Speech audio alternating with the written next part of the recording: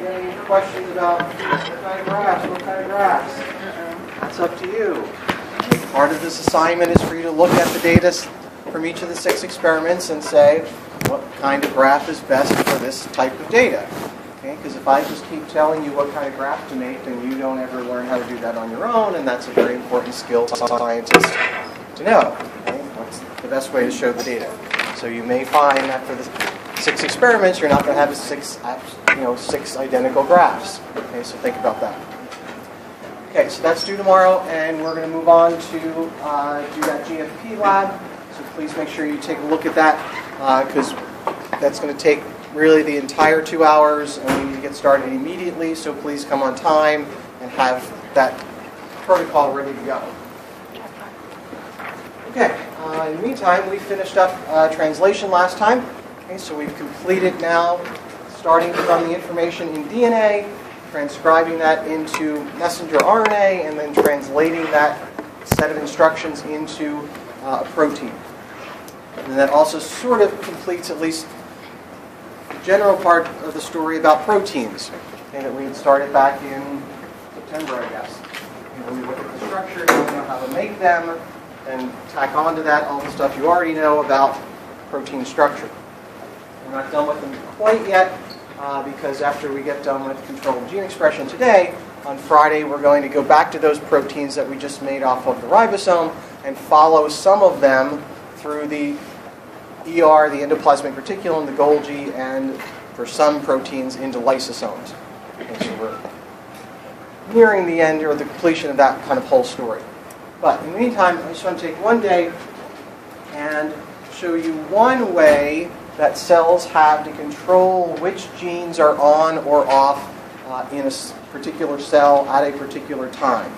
As I think I mentioned on Monday, this topic is at least an entire course unto itself. Okay, this is a huge area of research. How do cells control gene expression? Which genes are on, which genes are off? So it is a huge, huge topic that I'm just going to kind of introduce here in one quick class, but to give you some idea. And what this first slide is trying to show is that there are multiple levels or multiple steps along this whole process that we've been studying that the cell can exert this level of control.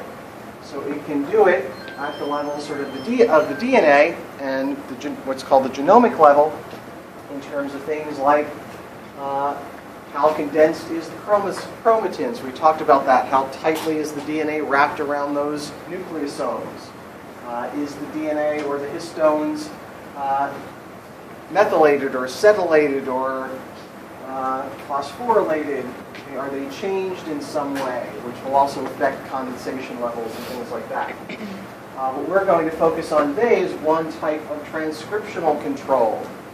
And so under certain circumstances, the cell can sort of determine which genes to transcribe and which ones it doesn't. So we're going to focus on one type of transcriptional control in a second. But in eukaryotic cells, it can also control it at the level of processing. Remember, if the messenger RNA doesn't get a G-capita poly A tail, it's not let out of the nucleus. Right? So that's another place that it can control it. There are translational controls for some genes. So even though you make the message, you let it out of the nucleus, you don't let the ribosome actually translate the message. There are ways for that to happen.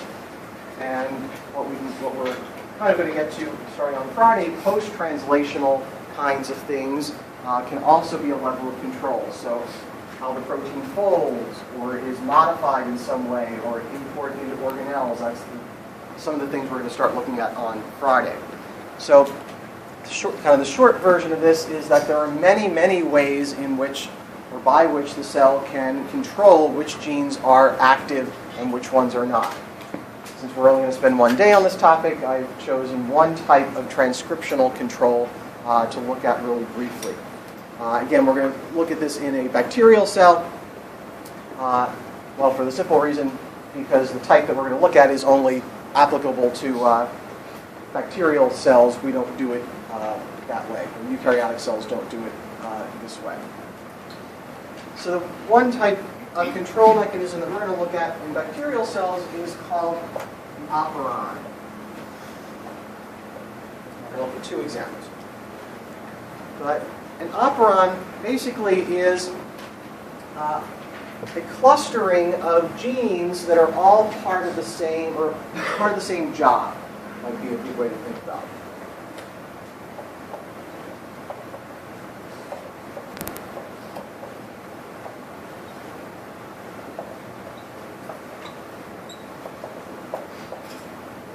Same job or process. And we're going to put all of those genes under one control switch.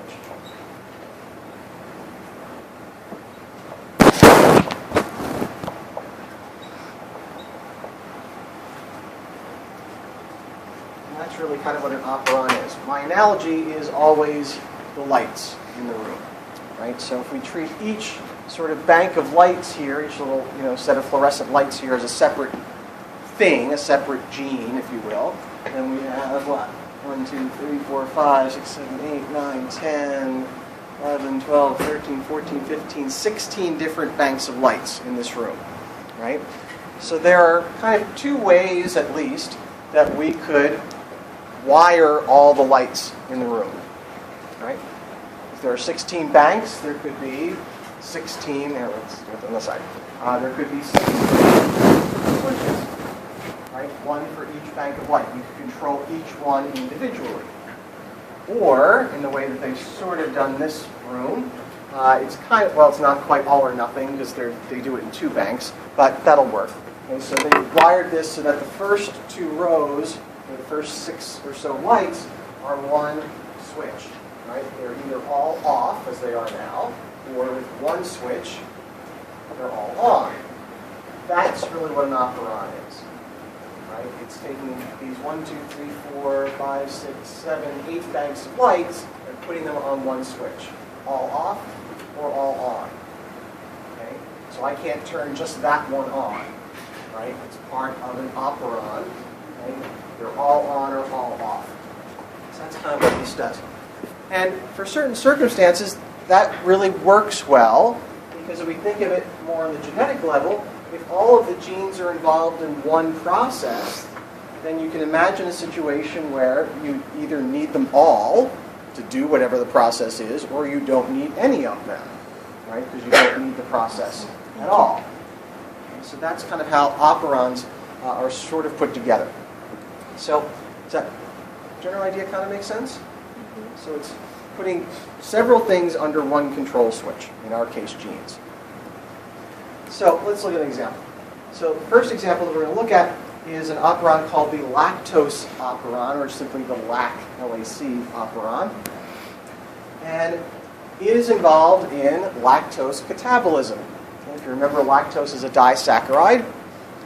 Right? So what the products of this operon are going to do is basically, one, let this disaccharide into the cell.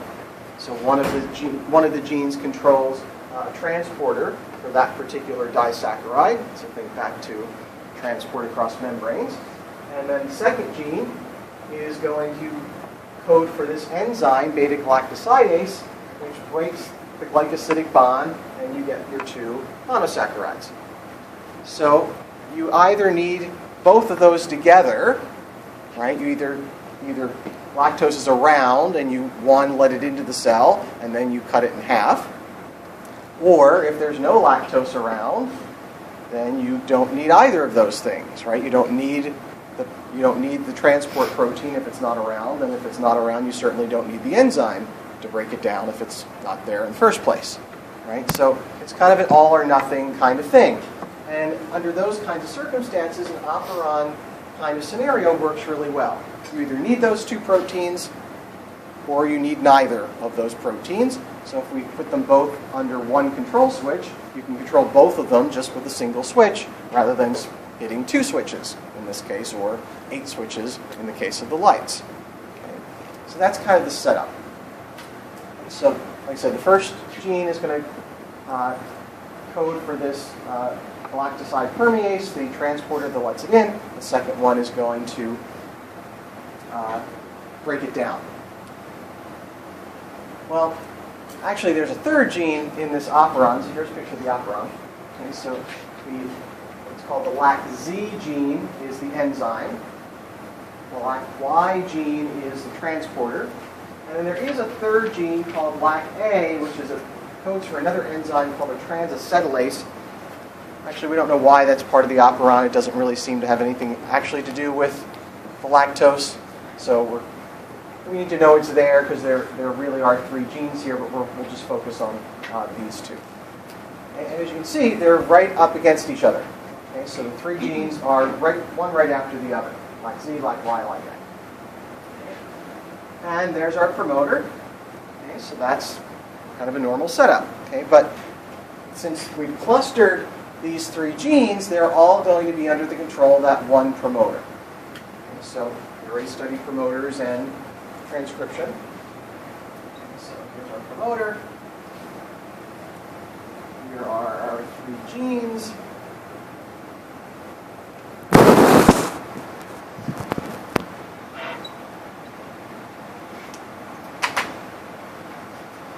But we need to throw in now basically the control switch.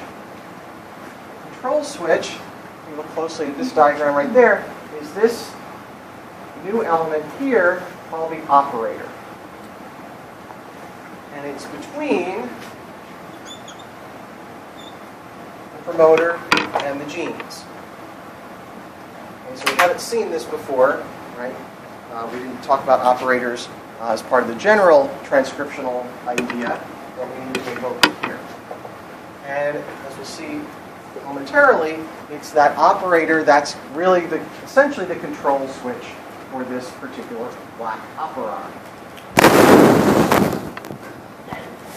But if there's a switch, just like a light switch, there has to be somebody or something that actually flicks the switch, right? Just like I walked over and flicked the light switch, there has to be something that sort of flicks this operator on and off.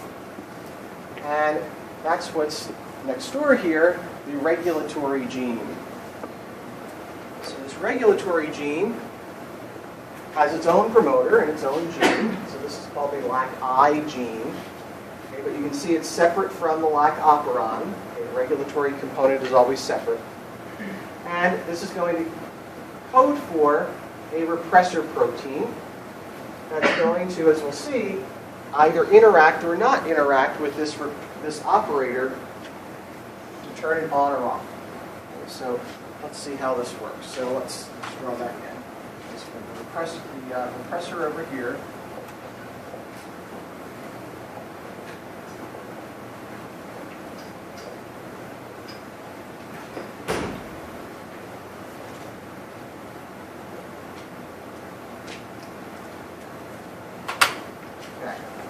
So let's think about this for a second. Since this is the whole point of this operon, this LAC operon, is to break down lactose. Right? And we've already seen how expensive it is to make a protein. How expensive is it to make a protein? How much does the cell get charged per amino acid in a protein, approximately?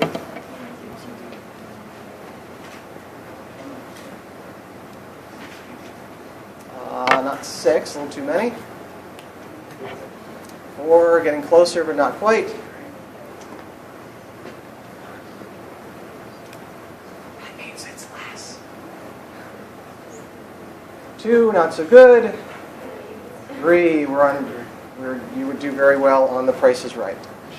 Okay, 3. I realize we just learned that, but that's an important piece of the translational story that you need to know. Okay, so we get approximately 3 energy molecules per amino acid. Right? So if a cell doesn't need a particular protein, its goal would be not to spend that energy making that protein at 3 energy molecules per amino acid if it doesn't really need it. Right? It's going to try and conserve that energy.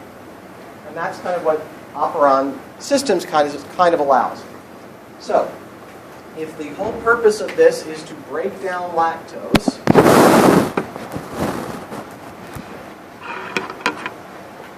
let's think about lactose for a second. So So this is a bacterial cell, so think about an E. coli cell or whatever out in the duck pond. I think we've talked about this idea before. How often do you think those E. coli or the other bacteria in the duck pond come across a big stash of lactose? Very often, not so often? Yeah, probably rarely, right? It's probably not there all the time, right? And in fact, it could be kind of a rare event. So if you were putting this system together, would you set it up, given that idea about lactose, that it's probably pretty rare that you come across it, would you set up this operon where the default setting is always on or always off? Yeah, I think that makes some sense. If you only come across this every once in a while, why bother to make the protein all the time at high expense? Okay? So the default setting is going to be off. Sort of the factory setting, if you will, is going to be off. But on those rare occasions when the cell comes across the lactose, what do we want to do? We want to turn it on, right? So we can let a lot of it in, the permease, and we can break it down, beta-galactosidase. Okay, so while the default setting is off, we need to be able to turn it on. Okay, so that's what we're going to look at. So how can we sort of set it up where the default setting is off? Well, the way it works is, again, back to this repressor protein. If you want the default setting to be off, then it's going to make some sense to make this repressor protein in such a way that as soon as it's made, as soon as it's translated, it works. It's active.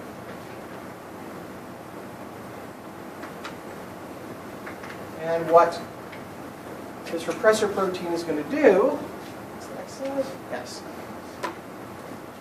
is this active repressor is then, some green, is going to hop onto the operator. In general, that's what repressors are going to do. They attach to the operator sequence. So they have the ability, sort of similar to, say, the sigma factor in RNA polymerase. They have the ability to seek out a specific sequence, in this case the operator sequence, and bind there, just like you see in the top part of this figure. Okay, so this repressor is made in an active form. Active repressors bind to operators. So now we have this big protein attached here at the operator. Okay. Where is RNA polymerase going to bind? If it wants to transcribe these genes. Oh, we haven't been doing what Dr. McGuire has been encouraging us all semester, have we? We haven't been looking at our transcription stuff. Right. RNA polymerase binds to the promoter. I will once again encourage all of you to study all the time. Okay? We finished transcription last week. Okay? The fact that I wasn't getting overwhelming responses about RNA polymerase binding to promoters, that's not a good sign for the next exam. Okay? It's not a good sign for you learning the material, which is actually the more important of those two items. Please do a little bit of work on this course every day. Jamming this into your pretty little noggins on the 20th for the test on the 21st has got to be a system that you bring. Okay? Because what's going to happen, you're going to put some of it into your head, you're going to spit 30 or 40% back to me on the exam, get another D, and you're never going to actually learn this material, and then when you get to my 400s, you're still not going to know about this. And it's a very, very, very bad cycle. But anyhow, yes, RNA polymerase binds here. And it wants to get there, but what is in its way? This big old repressor protein is literally, physically blocking RNA polymerase from getting to the gene. If it can't ever get to the gene, then therefore it can't transcribe it. If the gene is not transcribed, therefore it can't be translated, so we get no protein, we get no permease, we get no enzyme. So the default setting is off. If you make your repressor in the active form right away, okay, which it is in this case. An active repressor, it binds to the operator and blocks RNA polymerase, so you can't get any of these gene products. Does that kind of make sense? Okay. But we don't want this off permanently, right? When do we want to turn this on? When, on those rare occasions when there's some lactose around. So we need to build into this somehow an on switch, right? The default is off, but occasionally we need to turn it on. So how does that work? Well, if you look closely at the way they drew this repressor, there's a little binding site on it. I didn't really draw it the same way up here. But there's a little binding site on the repressor. Add that in here.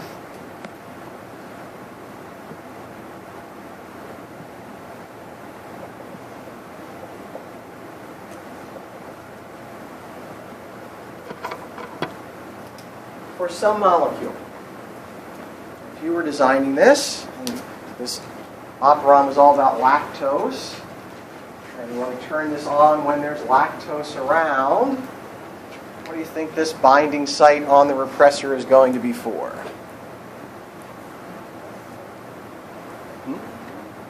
Lactose. Excellent. So built into this repressor protein is a binding site for lactose, which hopefully is starting to make some sense. That's what this operon is all about. We only want to turn it on when there's lactose around. So when there is some lactose around, this green circle, it can bind to that repressor, and look what happens. When lactose is around and it binds to the repressor, it changes the shape of that repressor protein such that it can no longer bind to the operator. Well, if that repressor protein is now no longer bound to the operator, what can RNA polymerase do? Okay, we're on the block here, so what can RNA polymerase do?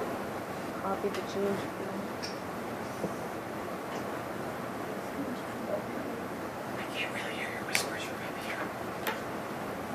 Someone be brave. What does RNA polymerase do? Just in general, not just in this case. It transcribes things, right? So if there's no block, if I open that door, you all get to run out, right? Without the block, the door is open. RNA polymerase hops onto LAC-Z and transcribes it.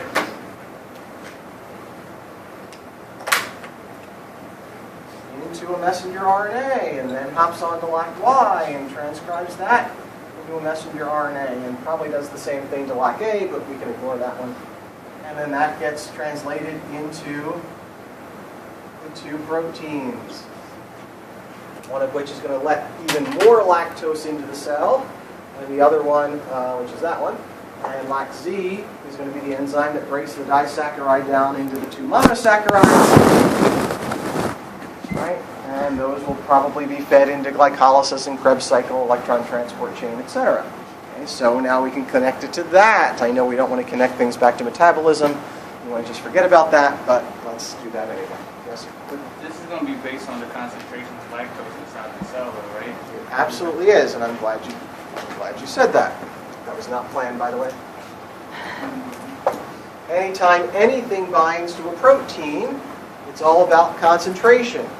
Right? We have a value for that. We can measure how well that lactose binds to that repressor. What value is that? What number is that? What do we call that? The Km. Right? So there is definitely a Km value for lactose binding to the repressor protein. Okay? Anytime anything binds to anything else, really, there's a Km value. Well, there's the equivalent of a Km value. That's technically just for enzymes, but it's a Ka value, an associative value. So yes, so there has to be at least a little bit of lactose around in order for this to happen. Right? And therein lies the off switch. To finish the story, so as the lactose comes in, because it's above the Km, for its binding to the repressor, binds to the repressor, the repressor falls off the operator, RNA polymerase then turns on this operon, makes these two proteins. But remember, this protein, the LAC-Z protein, is the enzyme. What's the enzyme do? What's beta-galactosidase do? Right, it breaks down lactose into galactose and glucose. And now what's happening to the concentration of lactose over time? It's going down, right? Because we're breaking it down. So, as beta-galactosidase breaks down the lactose and the concentration goes down, what's eventually going to happen to the concentration of lactose vis-a-vis binding to repressor?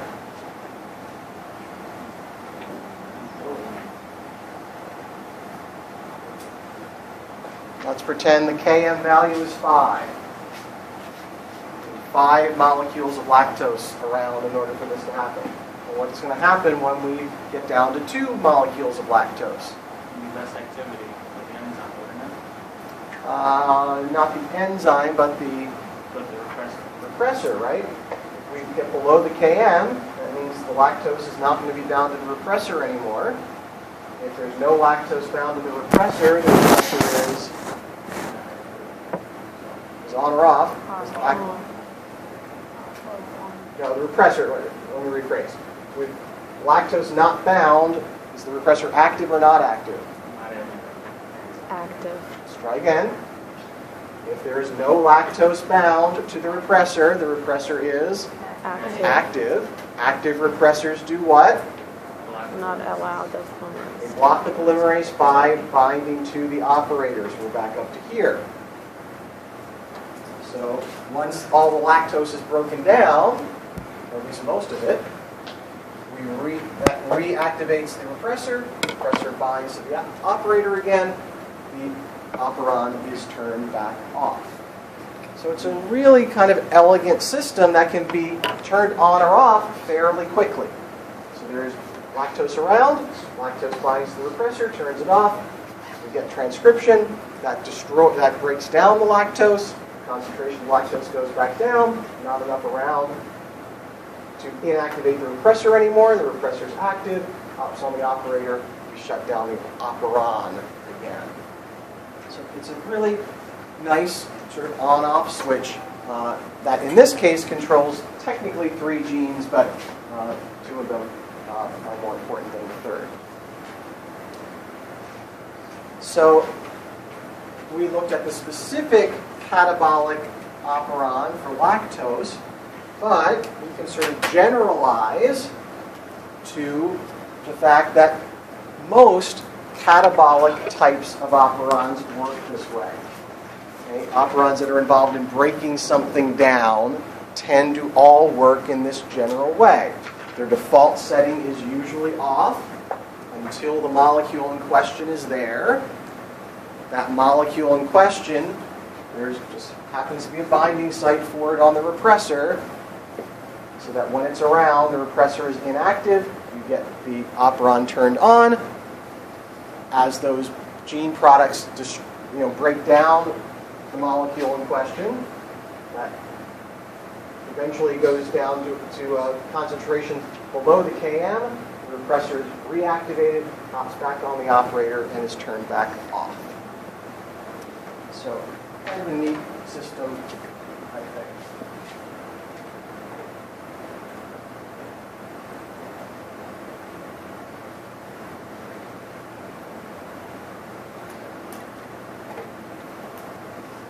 Okay, so the movement form.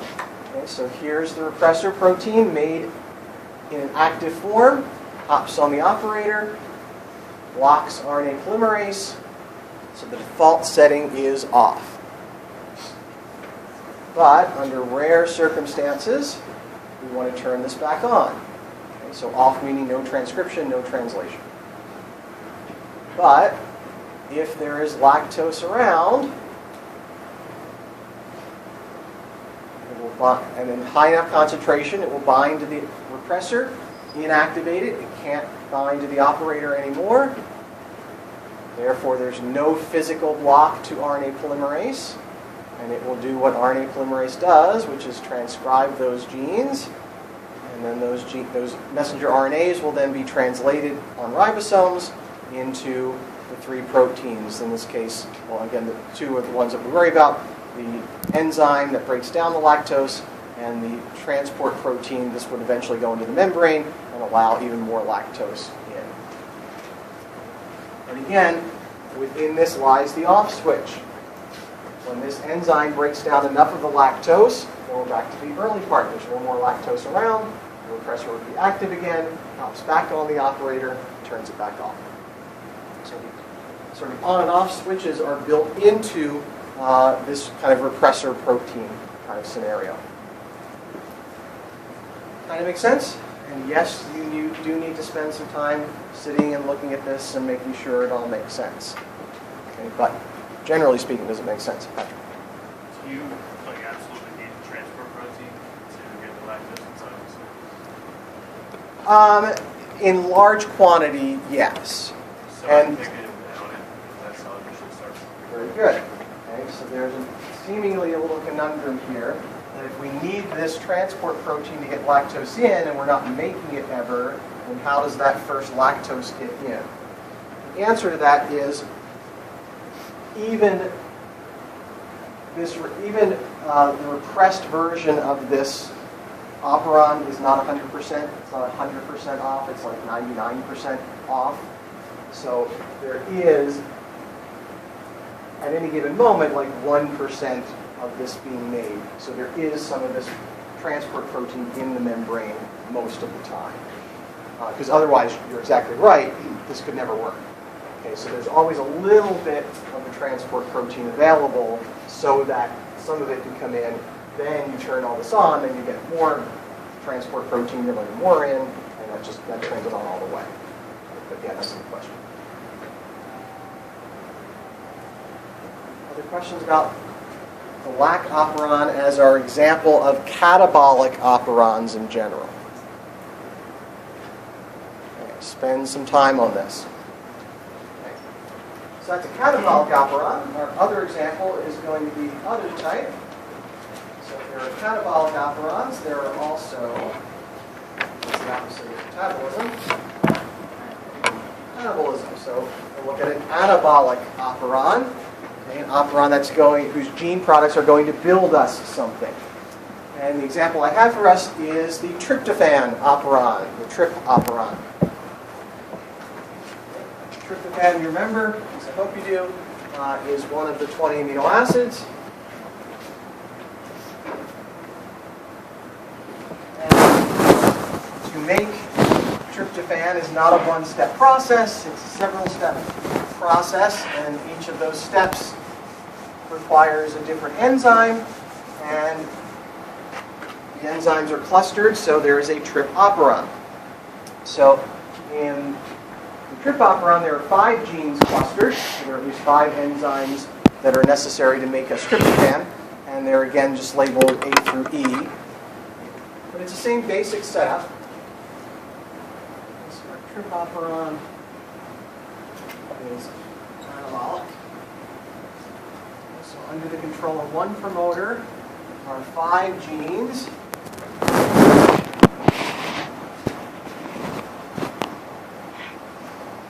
TRIP E, TRIP D, TRIP C.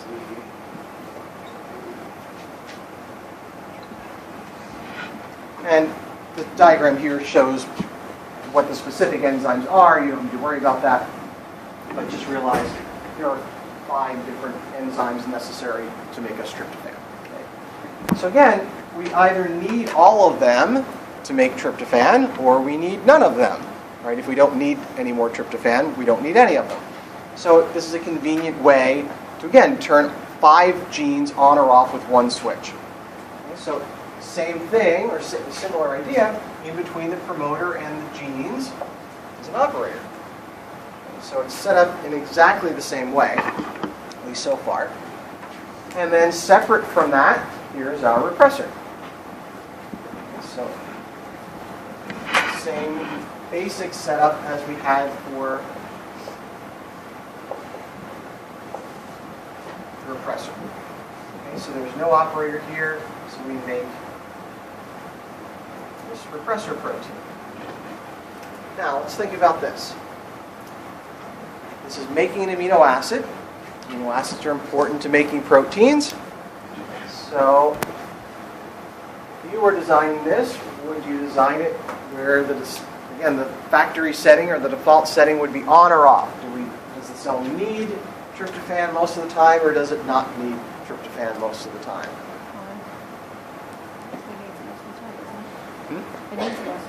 Right, it's going to need tryptophan most of the time. Tryptophan is in almost every protein that the cell is going to make, so it needs a steady supply. So, would you make then the default setting on or off? Yeah, I agree. So, for most catabolic types of operons, the default setting is going to be on, because you tend to need a steady supply. But let's think about simple supply and demand. At some point, if you're making tryptophan kind of continuously, you might get to a level where you kind of have enough for a while. If you're only going to sell 10,000 cars, why would you make 30,000 cars, right? Same idea here. If you only need 500 molecules of tryptophan, why would you make 1,000? Right? That doesn't make sense, especially energy-wise, right? So there is some, sort of predefined limit here, predefined maximum for tryptophan. That if you make, say 500 molecules of it, you don't really need any more. So we would eventually, if we reach that limit, we'd like to be able to turn it off, right? If we reach that limit. But if we don't reach that limit, then it's good to have this on and we're continuously making tryptophan. Okay? Do everyone see the difference between this setting and the lactose one? Okay, good. Okay, so how can we set this up where the default would be on rather than off? Well, same general idea, it's always about the repressor. But if we want the default to be on, what kind of repressor do we want to make initially? One that's active or one that's inactive? Right, in this case, if we want this operon to stay on most of the time, then we would like to make our repressor in an inactive form.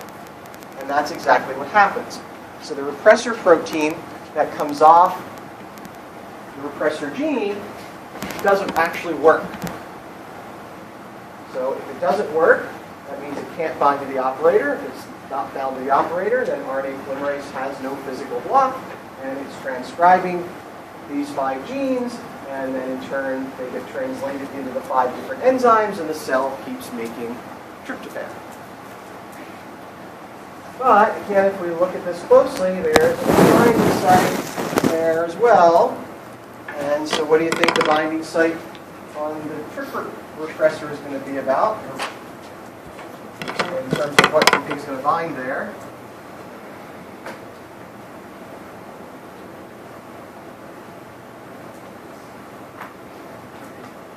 Tryptophan, just like on the lactose operon, it's lactose. Okay, so here on the tryptophan repressor, it's going to be about tryptophan.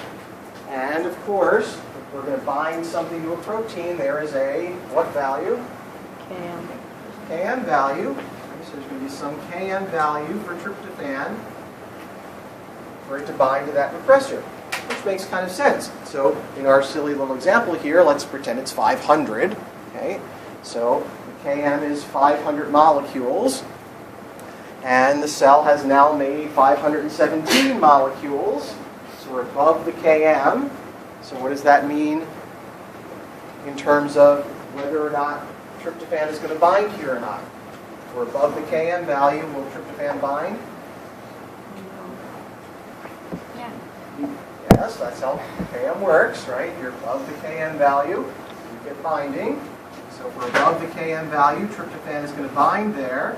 And then if we look at the top part of this slide, we see what happens. So if there's enough tryptophan around, the cell says, okay, we've made enough, let's shut down production for a while. So tryptophan binds to the repressor. The repressor is now active. What do active repressors do? They bind to the operator. If the repressor is bound to the operator, what does that do to RNA polymerase? It blocks it. If RNA polymerase is blocked, then we have shut down this operon. And so by making the repressor in an inactive form, the default setting is on, but now we have a way to turn it off by setting up a binding site with a high Km for the product, in this case tryptophan, which then turns the repressor on. Active repressors turn off operons. But within this then is the next on switch. So you've made enough tryptophan for now, but the cell is actively making proteins, so the concentration of tryptophan starts to dwindle, right, as it's used up to make proteins. Eventually we fall below the Km for this binding. If we're below the Km, tryptophan no longer is able to bind to the repressor. The repressor becomes inactive again, falls off the operator. We turn the operon back on, and we start making tryptophan again. So it's, I think, again, a really clever system where, again, you can turn things on or off really quickly in the cell so the cell can respond to changes in its needs and changes in its environment really quickly. So I've always found operons to be pretty nifty ways of controlling gene expression. And I've always found it kind of surprising that this is basically an exclusively bacterial way of doing this.